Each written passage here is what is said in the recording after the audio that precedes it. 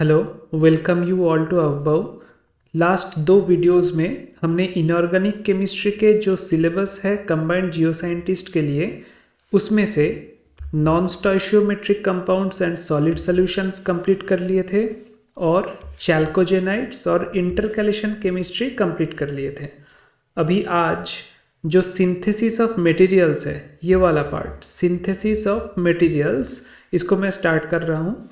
जितने भी ये टॉपिक्स हैं, atom and ion diffusion, solid electrolyte, synthesis of materials और उसके बाद मोनोऑक्साइड्स एटसेट्रा, ये सब एक दूसरे के साथ इंटरकनेक्टेड है। सिंथेसिस ऑफ मटेरियल्स आज चालू करते हैं।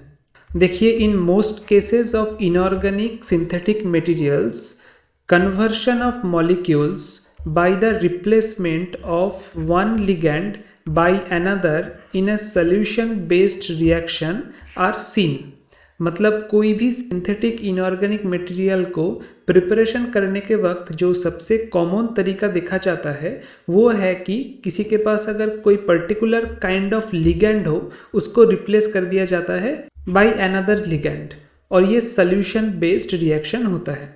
This kind of process generally have relatively small activation energies। आपको पता ही होगा कि कोई रिएक्शन होने के लिए एक एक्टिवेशन एनर्जी बैरियर को क्रॉस करना पड़ता है। यहाँ पे मान लीजिए रिएक्टेंट है और यहाँ पे प्रोडक्ट है, तो ये रहा आपका एक्टिवेशन एनर्जी बैरियर, तो इसको क्रॉस करना पड़ेगा। So this kind of process generally have relatively small activation energies and can be undertaken at low temperature, typically between 0 degree centigrade and 150 degree centigrade. But the formation of solid materials by reactions of solids involves different reaction paths। अब देखिए, हमारा difficulty कहाँ पे आता है? Research तभी develop करता है जब डिफिकल्टी रिमूव करने के लिए हमको नया सोल्यूशन ढूंढना पड़ता है। अभी सिंथेटिक इनऑर्गेनिक मटेरियल के लिए जो सॉल्यूशन बेस्ड नॉर्मल तरीका था, उसमें हम एक सॉल्यूशन से या फिर लिक्विड से दूसरे लिक्विड या सॉल्यूशन को प्रिपेयर करते थे। लेकिन आपका टॉपिक क्या है? Synthesis of materials, not solutions और liquids. So solid material synthesis के लिए डिफरेंट रिएक्शन पाथ्स हैं। Since the high lattice energies of their structures need to be overcome and ion migration in the solid state is very slow except at elevated temperature, so this has scope of improvement in terms of synthesis of materials। मतलब solid materials का जब हम synthesis करने जाते हैं तब हमारे पास difficulty जो arise करता है, that is because of high lattice energies of their structure। और आयन माइग्रेशन करवाना एक सॉलिड लैटिस के अंदर बहुत ही डिफिकल्ट टास्क होता है, क्योंकि सॉल्यूशन में तो आयंस का स्पीड रहता है, कैटायन हो चाहे एनायन हो, लेकिन सॉलिड सॉल्यूशन में आयन का माइग्रेट करवाना that is a very difficult task except at elevated temperature. This T I meant to right temperature. So this has scope of improvement in terms of synthesis of materials. अब यहाँ से आता है कि हम solid inorganic material synthesis कैसे करते हैं। New materials can be synthesized by two main methods. पहला, डायरेक्ट रिएक्शन ऑफ टू और more solids. Second, linking of polyhedral building units from solution and deposition of newly formed solids. अब second वाला आपको line बस read करके पता नहीं चला होगा कि एग्जैक्टली क्या है, इसमें जब मैं आऊँगा तब आपको डिटेल्स में बताऊँगा। फर्स्ट वाला तो लाइन देख के आपको पता चल गया होगा कि डायरेक्ट रिएक्शन ऑफ टू और मोर सॉलिड्स।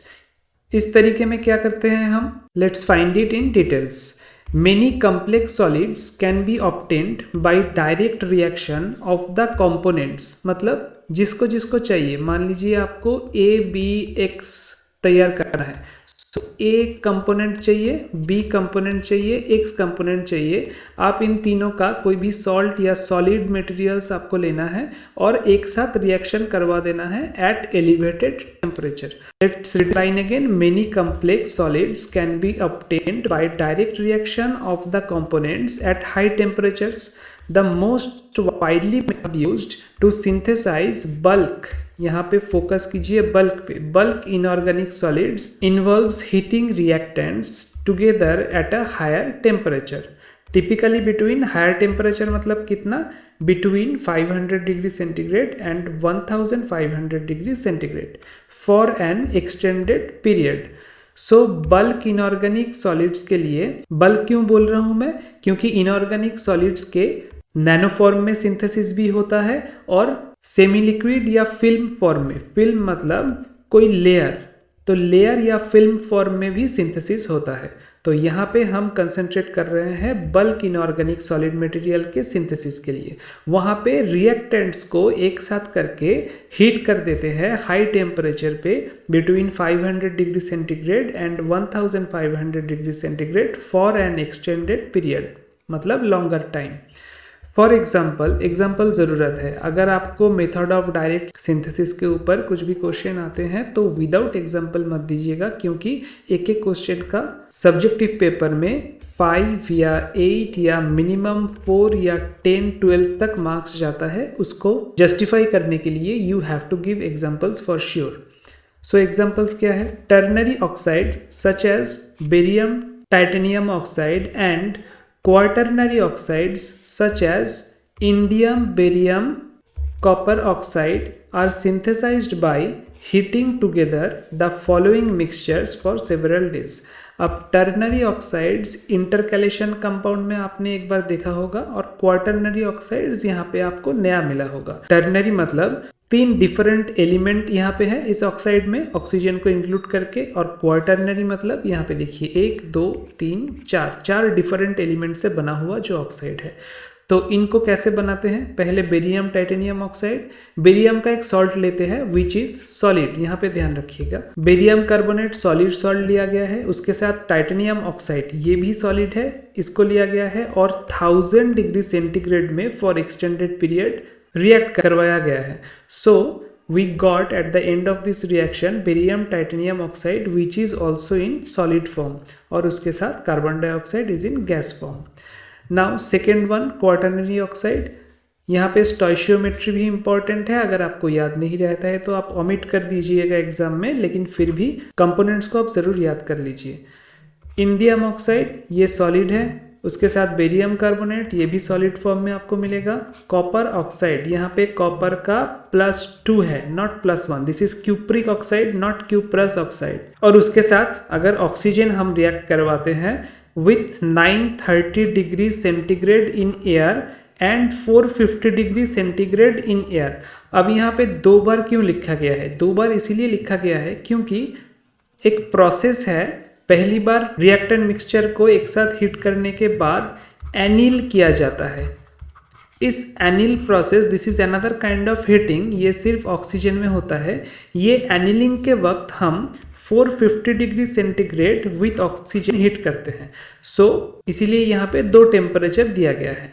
तो एनिलिंग और हीटिंग दोनों करने के बाद हमको क्वाटरनरी ऑक्साइड जो हमारा टारगेट प्रोडक्ट था वो मिल गया with carbon dioxide. Now high temperature is necessary for these reactions to accelerate the slow diffusion of ions in solids and to overcome the high coulombic attraction between the ions।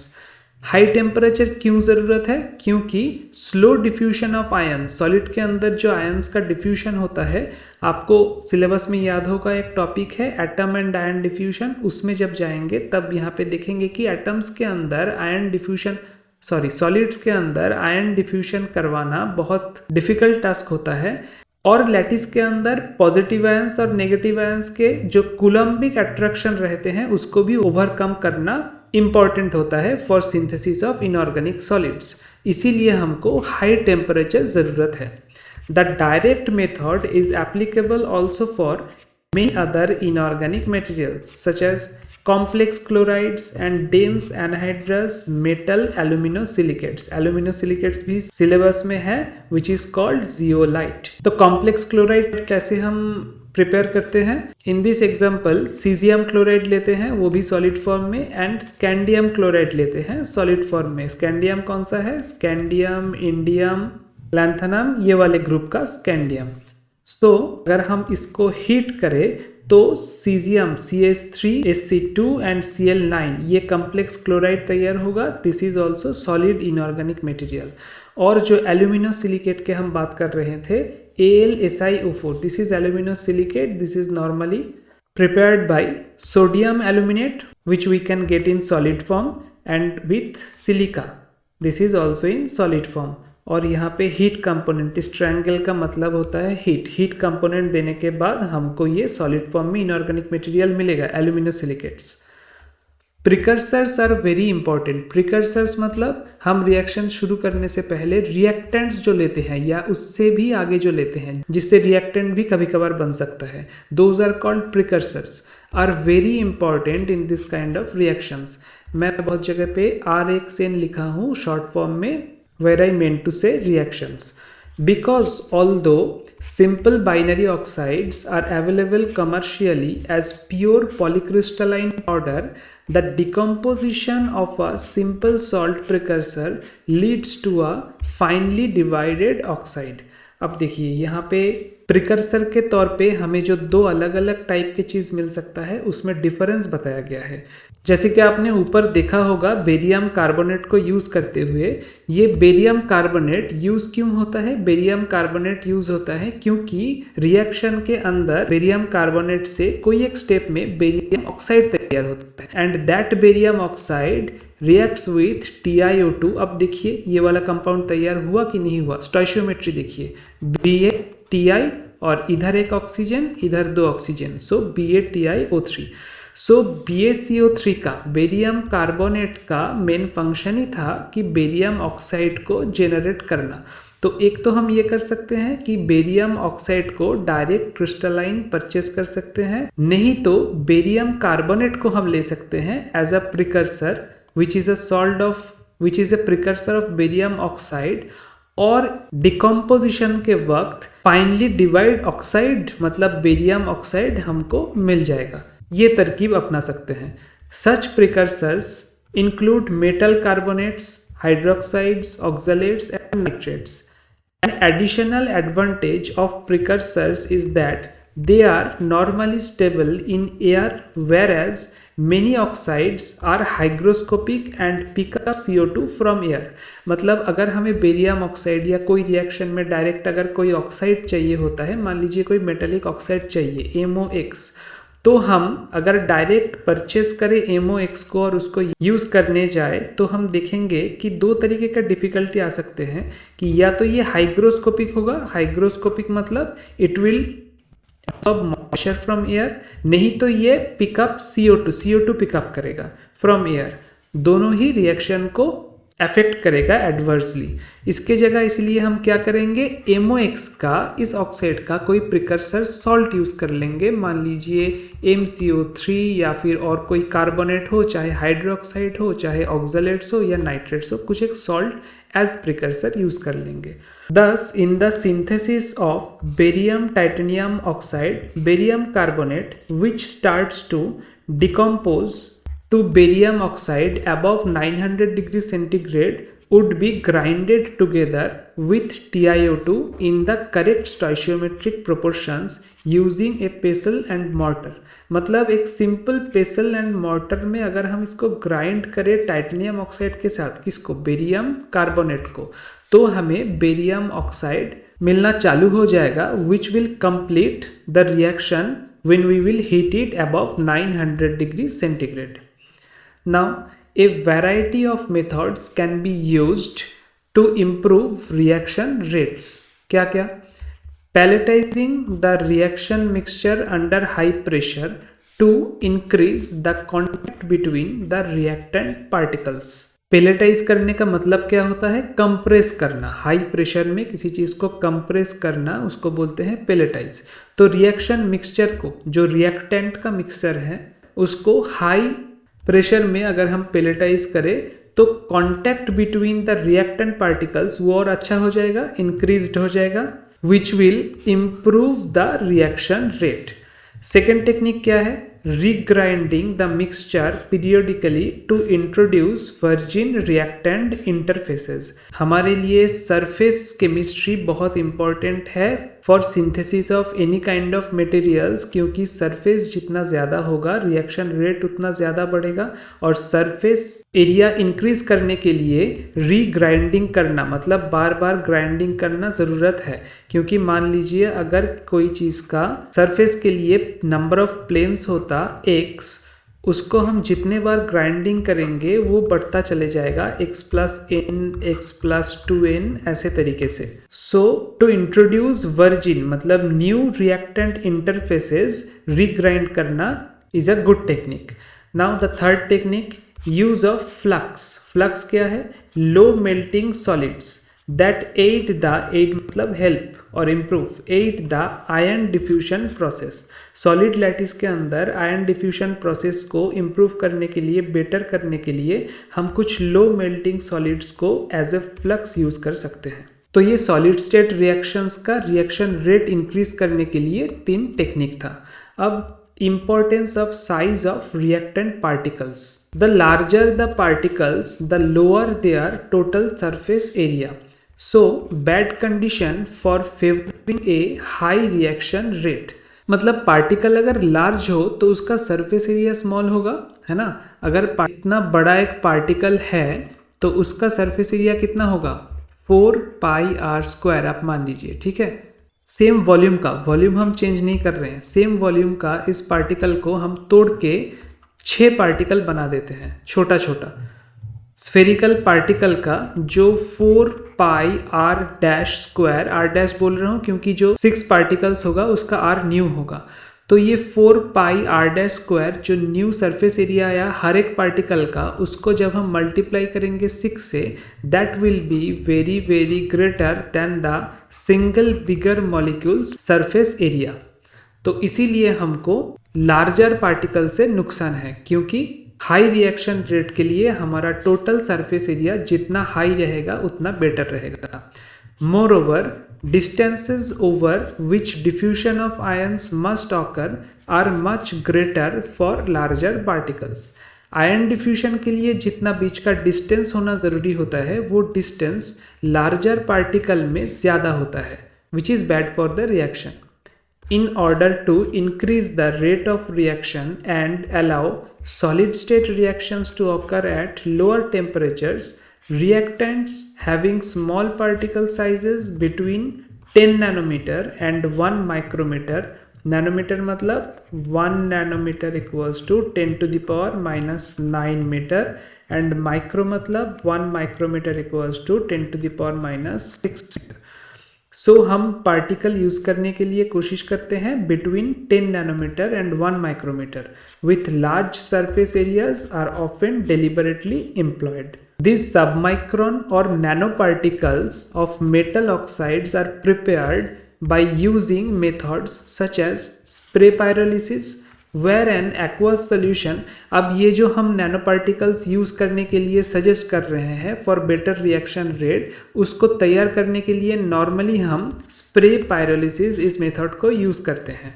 Where an aqueous solution of the metal salt is sprayed onto a hot surface to evaporate the solvent and decompose the salt to a fine particle oxide. Example, lithium nickel oxide, इसको prepare करने के लिए lithium hydroxide हम लेंगे solid condition में और उसके साथ निकल ऑक्साइड सॉलिड कंडीशन में, and then we will heat it under oxygen condition to get lithium nickel oxide, जो कि एक सॉलिड इनऑर्गेनिक मटेरियल है। यहाँ पे जो निकल ऑक्साइड यूज हुआ है that is in the form of nano particles.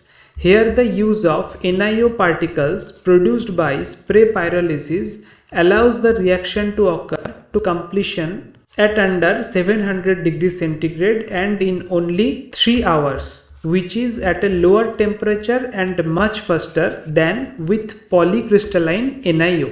तो ये था जो रिएक्शन रेट के ऊपर साइज ऑफ रिएक्टेंट पार्टिकल्स का इफेक्ट है, ठीक है। अब next topic about reaction environment. Reaction environment कैसा होना चाहिए? रिएक्शन एनवायरनमेंट में need to be controlled if a particular oxidation state is required और one of the reactants is volatile. Reaction environment को कंट्रोल कब करना चाहिए? जब ए पर्टिकुलर ऑक्सीडेशन स्टेट हमको चाहिए या तो फिर one of the reactants is volatile. Solid state reactions can be carried out in a controlled atmosphere using a tube furnace in which a gas can be passed over the reaction mixture while it is being heated. एक tube furnace के अंदर अगर हम कोई gas को पास करें over the reaction mixture while it is heating, तो हम एक कंट्रोल्ड एटमोस्फियर को जेनरेट कर सकते हैं. An example of such reaction is the use of inert gas to prevent oxidation in the preparation of thallium tantalum oxide. Thallium कौन सा? Thallium है boron, aluminium, gallium, indium, thallium, ये वाला thallium. और टैंटलम कहाँ पे है? टैंटलम है वैनाडियम, नाइबियम, टैंटलम, ये वाला टैंटलम है. सो इस इनऑर्गेनिक सॉलिड को प्रिपेयर करने के लिए हमारा कंडीशन है कि हमें ऑक्सीडेशन बिल्कुल ही नहीं चाहिए. अब देखिए ऊपर क्या था? A particular oxidation state is required. तब हमें रिएक्शन एनवायरनमेंट को कंट्रोल करना जरूरी है. तो यहाँ पे हम क्या करेंगे? यहाँ पे हम नाइट्रोजन गैस को यूज करेंगे. यहाँ पे बोला गया है इनर्ट गैस, लेकिन for this reaction N2 is acting as an inert gas. So called helium, neon, argon वाला नहीं. N2 यहाँ पे एज इनर्ट गैस चूज किया गया है with 600 degree centigrade reaction condition. In this environment thallium oxide जो कि एक सॉलिड है with tantalum oxide which is also a solid reaction करके हमारा desired product which is also an inorganic solid material synthesis हो जाता है. Next, high gas pressure may also be used to control the composition of the reaction outcome. For example, Fe3 मतलब ferric is normally obtained in oxygen at normal pressure, but at high pressure Fe4 oxidation state may be formed as in the production of strontium Fe4 from mixtures of strontium oxide and ferric oxide under several hundred atmosphere of oxygen. मतलब अगर हमें reaction का target material पता है कि हमें strontium Fe4 चाहिए और इसके लिए Fe का +4 ऑक्सीडेशन स्टेट इज इम्पॉर्टेंट, तो हम रिएक्शन को हाई गैस प्रेशर में परफॉर्म कर सकते हैं to control the composition of the reaction outcome. High gas pressure generate करने के लिए हम hundreds of atmosphere of oxygen pressure apply यहाँ पे किए हैं for this particular reaction of strontium FeO4. For volatile reactants, the reaction mixture is normally sealed in a glass tube. अगर reactant volatile हो, ये भी कंडीशन था ऊपर, रिएक्शन एनवायरनमेंट को कंट्रोल करने के वक्त ये जो था और करके सेकेंड जो कंडीशन था कि one of the reactants is volatile.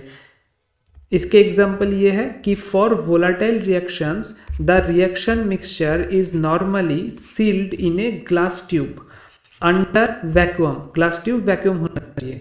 For example sulphur and thallium oxide both are volatile at reaction temperature and would be lost from reaction mixture in an open vessel. Open vessel में reaction करते तो ये लॉस्ट हो जाता दोनों ही, thallium oxide और sulphur. But under sealed glass tube with proper heating it goes like thallium और सल्फर. पर ये थैलियम होगा, यहाँ पे दोनों जगह पे Tl होगा, please replace Ta with Tl, thallium. So thallium sulphide gets generated in this process. Another example क्या है? थैलियम ऑक्साइड के साथ अगर हम barium oxide which is also a solid react करवाते हैं विथ कैल्शियम ऑक्साइड और क्यूप्रिक ऑक्साइड, दोनों ही सॉलिड है, तो एट 860 डिग्री सेंटीग्रेड हीट ये कम्प्लेक्स इनऑर्गेनिक सॉलिड मटेरियल तैयार होता है. और इसके लिए भी ग्लास ट्यूब इंपॉर्टेंट है, क्योंकि नहीं तो रिएक्शन मिक्सचर से thallium oxide would be lost, क्योंकि ये वोलाटाइल है और वैक्यूम कंडीशन चाहिए. Now high gas pressure can also effect outcome of A solid reaction. Specialized apparatus allows reaction between solids to take place at pressures up to about 100 gigapascal, मतलब 1 mega बार. यहाँ पे pascal और बार क्या है, पहले इस para का मतलब बता देता हूँ. At temperature close to 1500 degree centigrade. मतलब हाई प्रेशर में सॉलिड स्टेट रिएक्शन हम पहले ही देख चुके हैं, लेकिन हाई प्रेशर तो कोई नॉर्मल इंस्ट्रूमेंट में जनरेट नहीं किया जा सकता। उसके लिए स्पेशलाइज्ड apparatus चाहिए होता है जहां पे pressure up to about 100 giga pascal, 1 giga मतलब 10⁹ और मेगा मतलब 10⁶, और पास्कल और बार दोनों ही प्रेशर का यूनिट है। नॉर्मली 1 atm इक्वल्स टू 1.01325 बार, मतलब 1 एटमॉस्फेयर और 1 बार लगभग सेम है, लेकिन पास्कल जब आता है तो 10⁵ से इसको मल्टीप्लाई कर दीजिए। So this is pascal. और इसको हम ऐसे भी लिख सकते हैं 760 मिलीमीटर Hg, या फिर इसको बोलते हैं टॉर, TORR, या तो हम इसको ऐसे लिख सकते हैं 760 सेंटीमीटर Hg मतलब मरकरी। और पास्कल क्या है? Pascal is nothing but Newton पर मीटर स्क्वायर। और बार और पास्कल के अंदर रिलेशन क्या है? 1 बार इक्वल्स टू 10⁵ पास्कल। आप इधर से ही देख सकते हैं।